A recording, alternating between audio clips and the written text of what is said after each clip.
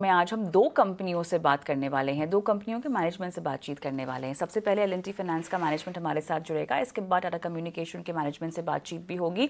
लेकिन सबसे पहले एल&टी फाइनेंस के साथ हम बातचीत शुरू करते हैं। कंपनी ने अपनी दूसरी तिमाही के नतीजे जारी कर दिए हैं। आय में सालाना आधार पर 7.9% की ग्रोथ देखने को मिली है और अब आखिर आगे का आउटलुक क्या होगा, जो नतीजे आए हैं तमाम फ्रंट्स पर, उन पर हम पड़ताल करते हैं। आगे की योजनाएं क्या होगी, तमाम पहलुओं पर बातचीत करने के लिए कंपनी के सीएफओ सचिन जोशी भी हमारे साथ जुड़ गए हैं। सचिन, हाय आफ्टरनून, स्वागत है आपका कॉर्पोरेट कनेक्शन में। और कॉस्ट ऑफ फंड्स की बात कर लेते हैं। यहाँ पर किस तरह से जो नंबर्स आए हैं उनको आप समझा पाएंगे और इनका इम्पैक्ट मार्जिन्स पर आप किस तरह से देखते हैं Sachin?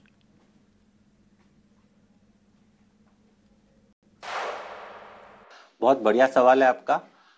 Cost of funds in fact आपने देखा होगा पिछले 2 क्वार्टर्स में, पिछले क्वार्टर में भी हमने रिडक्शन देखा था 17 बेसिस पॉइंट्स का। इस क्वार्टर में हमने 36 बेसिस पॉइंट का रिडक्शन देखा है। Actually interest rate cycle change हो चुकी है। रिजर्व बैंक ऑफ इंडिया ने पिछले तीन बारी में पहले 2 बार 25 बेसिस पॉइंट्स कट दिया और पिछली बार 50 बेसिस पॉइंट्स, तो totally 100 basis points actually calendar year 25 में दे चुकी है। और आप अगर हमारा इंटरेस्ट रेट रिडक्शन देखेंगे, वेटेड एवरेज कॉस्ट, हमने काफ़ी स्ट्रैटेजिकली उसको कंट्रोल में रखा है। हमारा आप देखेंगे बोरोइंग्स जो है वो या तो पीएसएल बोरोइंग्स होती है जो कि सिग्निफिकेंटली लार्ज प्रोपोर्शन है, जिसकी वजह यह है कि हम ट्रैक्टर फाइनेंस और माइक्रो लोन्स में हैं जो कि क्वालिफाइंग एसेट्स हैं।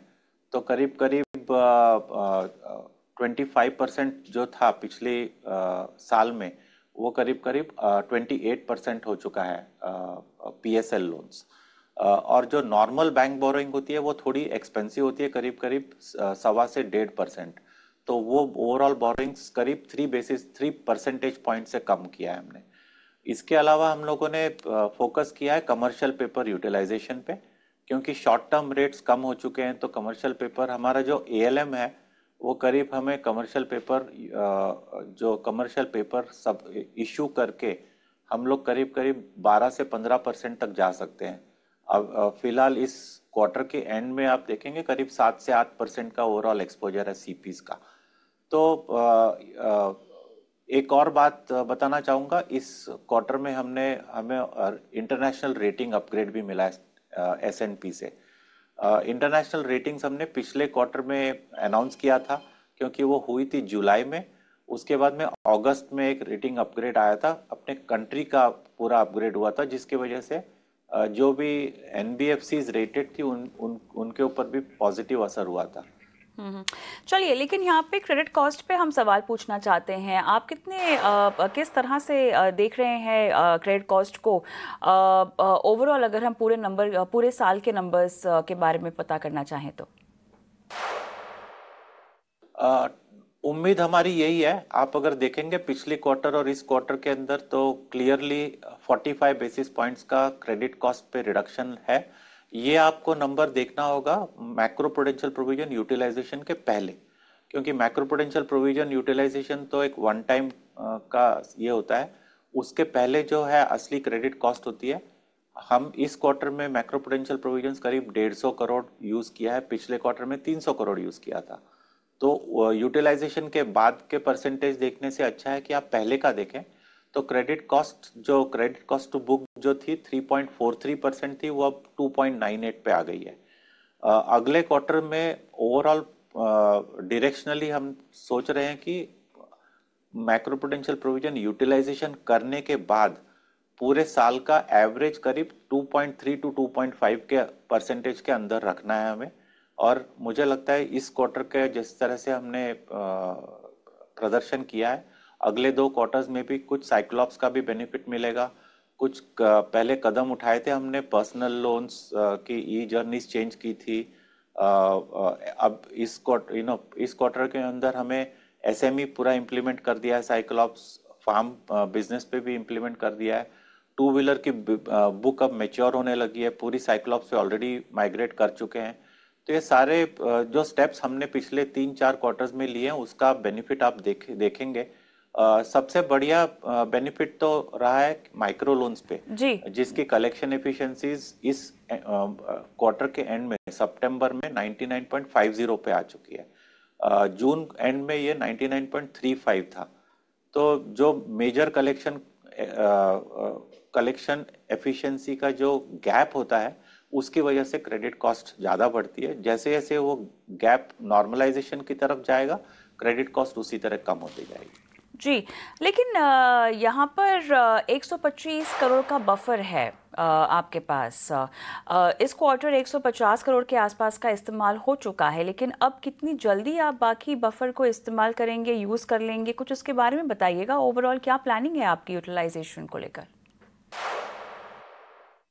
एक्चुअली अब इसके आगे हमें लगता नहीं है कि जरूरत पड़ेगी, क्योंकि जैसे मैं बता रहा था आपको सितंबर हमने एंड किया है 99.50 पे। अगले क्वार्टर के अंदर अगर 5-10 बेसिस पॉइंट्स भी अगर और इम्प्रूव हो जाता है, जो कि बेयर मिनिमम लगता है हमें, जिस तरह से चल रहा है सिचुएशन, जिस तरह से है धीरे धीरे नॉर्मलाइजेशन की तरफ आ रही है, अगला नॉर्मल होगा 99.6 टू 99.7।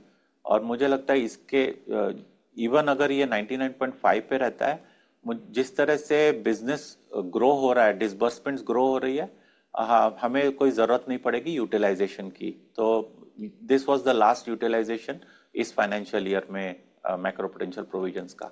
अगले साल में हम देखेंगे सिचुएशन अगर नॉर्मलाइज हो जाती है और क्रेडिट कॉस्ट सारी कंट्रोल में रहेगी तो इनफैक्ट रिक्रिएट करने की बारी आएगी अगली बार। चलिए, यहाँ पर एक और सवाल जो हम आपसे पूछना चाहेंगे, वो क्लियरली अब आरओई को कैसे आप आगे बढ़ाना चाहेंगे? जिस तरह से हम देख रहे हैं अर्ली टीन्स अगर हम बात करें, तो उस लेवल तक कब तक पहुंचता हुआ आप देख रहे हैं इसको? तो आरओई इस बार आप देखेंगे तो हमारा डेट इक्विटी करीब करीब 3.6 3.7 के करीब है। तो जैसे जैसे ये करीब 4.5 की तरफ जाएगा, हमें लगता है कि लेवरेज करीब करीब 5-5.5 के 5.5 to 6 समझ लीजिए। अगर लेवरेज आ जाता है तो आरओईज करीब करीब 15% की तरफ बढ़ेंगी। क्योंकि आरओएस जैसे जैसे 2.8 की तरफ आएंगे तो हमें लगता है कि 15% will be a very safe goal to achieve.